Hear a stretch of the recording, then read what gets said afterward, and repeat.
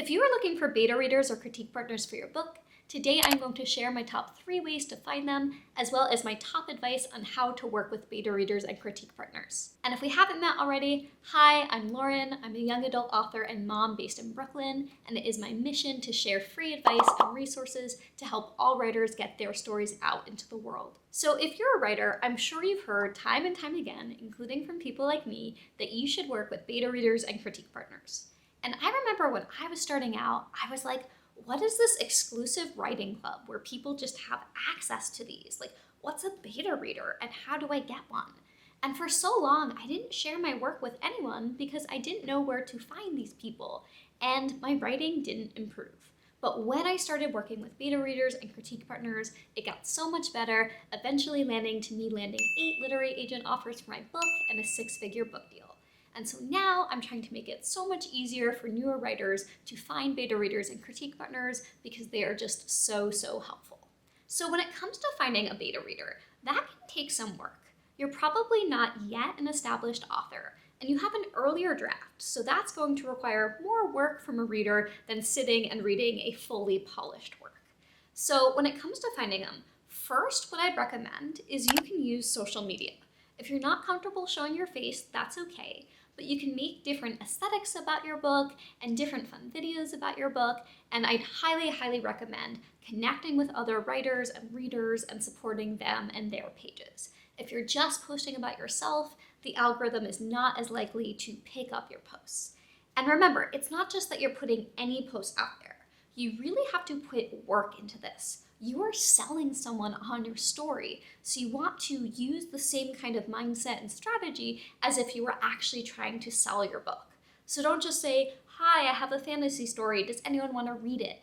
But put together like an action-packed aesthetic with constantly moving images and a cool soundtrack behind it, and search on TikTok and Instagram and YouTube for aesthetics and posts on books that have done well, and test out yours until you're able to connect with readers because they are definitely out there. Next up, if you were looking for critique partners, I launched a free critique partner database where you can insert some info about yourself and your book, and then view other people who are writing in your genre and connect with them for free. Now, a critique partner means that you are also reading that writer's work.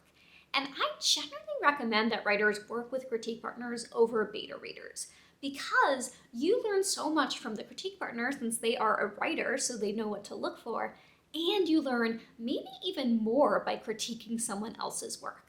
So yes, it might be a little easier to just work with beta readers and have other people read your work and not have any work yourself, but especially if you have trouble finding them, I'd highly recommend connecting with critique partners. My third suggestion, if you're looking for beta readers, is to pay some. So I used Fiverr and hired a few beta readers, because you're asking someone to spend many hours reading your book, writing comments, maybe writing you a letter after. That's a lot of time. It can be hard to find people to just volunteer that time out of the goodness of their hearts. So this is a job, and it doesn't hurt to go on Fiverr and pay people for their expertise. But of course, if you don't have the resources to do that, use social media and find critique partners. Now, when it comes to working with beta readers and critique partners, don't just send your work out there and say, what do you think? You're not going to get the best kind of feedback that will really help you to learn and grow as a writer. You want to have a list, maybe 5 or 10 really specific questions of feedback that you're looking for. So, did you feel like the love story made sense? How did you feel the pacing went from chapters 5 through 10? Was the world building believable? Questions like that. And also, you don't know from the start if this beta reader or critique partner is a good fit for you and if you're a good fit for them. So I always suggest starting out by just exchanging your first chapter and trying not to take it personally, although I know it can feel so personal and vulnerable to share our writing. But if it's not a good fit, you want to learn that after the first chapter. You don't just want to send someone your whole book and have them ghost you.